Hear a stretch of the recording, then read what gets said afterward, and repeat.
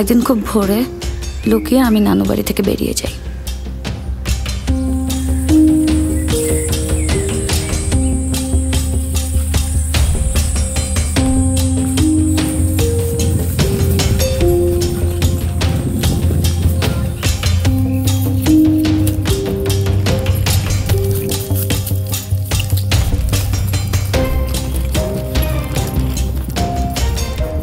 মোশাররফ আঙ্কেলকে আগে থেকেই বলা ছিল উনি তার একজন লোককে দিয়ে গাড়ি পাঠিয়ে দেন গ্রামে।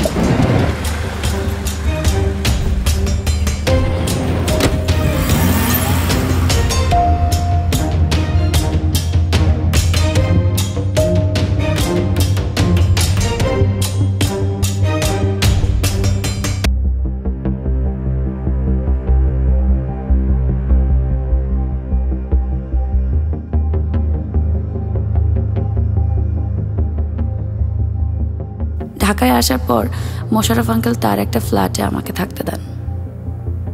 ওই ফ্ল্যাটে আগে তার ফ্যামিলি থাকতো।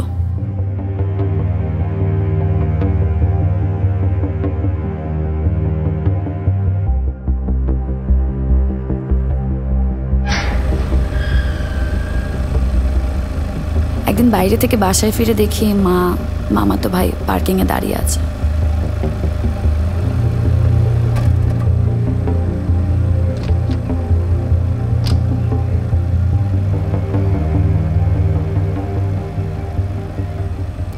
তোমরা এখানে কি করতেছো? এখানে কি করতেছে মানে? চল আমাদের সাথে। কোথায়? আমাদের বাসায়। আমি গ্রামে যাব না। গ্রামে যাবে না মানে কে? এটা মোশাররফের ফ্ল্যাটে থাকবে নাকি? তোর কি ধারণা মোশাররফ তোরে মায়া করে তার ফ্ল্যাটে রাখছে?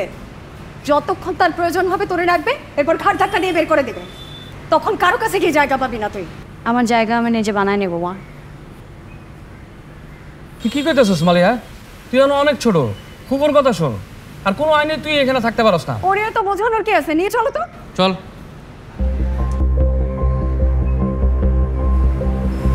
বাবু ভাই আপনি সরেন প্লিজ।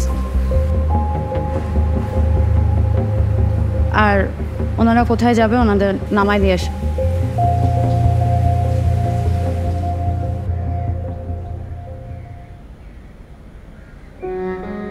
মায়ের উপরে তখন প্রচন্ড অভিমান ছিল আমার।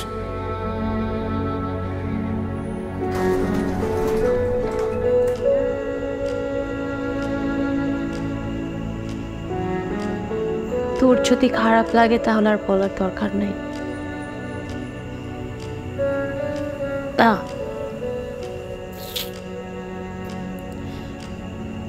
It's okay.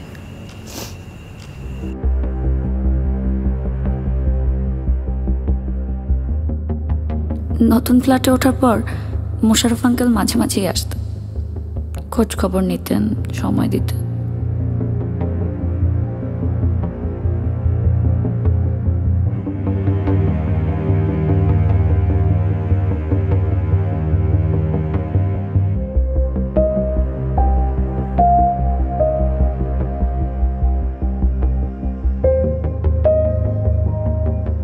এর পাশাপাশি বাবুকে দিয়ে বিভিন্ন সময় বিভিন্ন ধরনের গিফট, খাবার এসব পাঠাতো।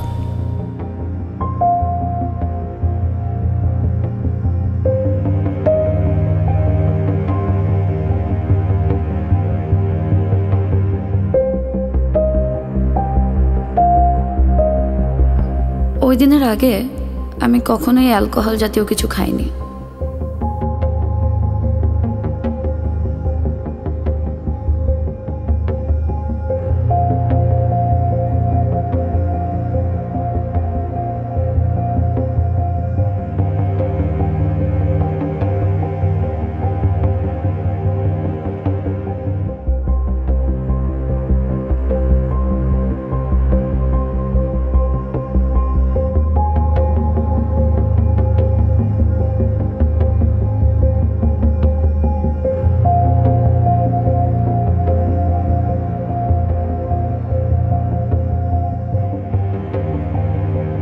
সেই রাতে ড্রাঙ্ক হয়ে মোশাররফ আঙ্কেল আমাকে রেপ করেন। মালিহা, বিশ্বাস করো আমি এরকম না। প্লিজ তুমি আমাকে ক্ষমা করে দাও। আমি নিজেকে ক্ষমা করতে পারতেছি না। মালিহা প্লিজ তুমি আমাকে ক্ষমা করে দাও। আমি এই ঘটনা কিভাবে ঘটালাম? আমি এরকম না মালিহা, বিশ্বাস করো প্লিজ, তুমি আমাকে ক্ষমা করে দাও মালিহা, প্লিজ তুমি আমাকে ক্ষমা করে দাও প্লিজ। এর কিছুদিন পরেই উনি ফ্ল্যাটে এসে ড্রাঙ্ক হয়ে একই কাজ করেন।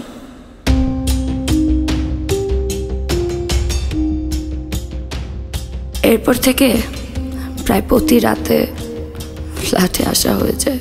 খুবই নর্মাল একটা ঘটনা।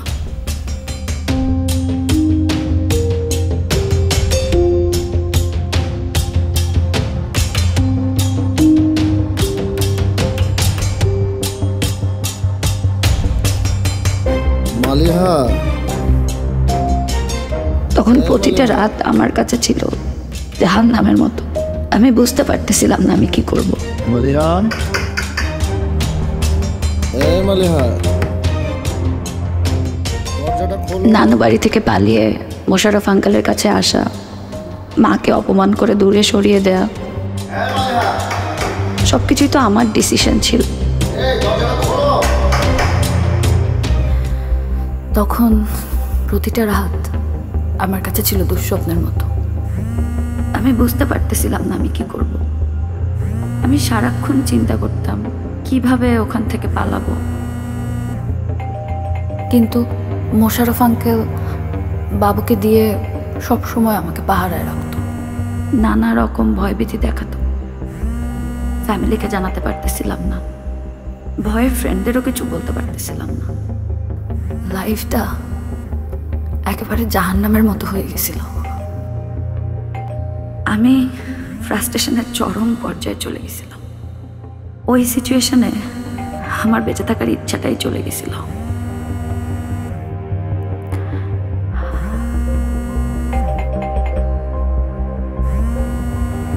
এরপর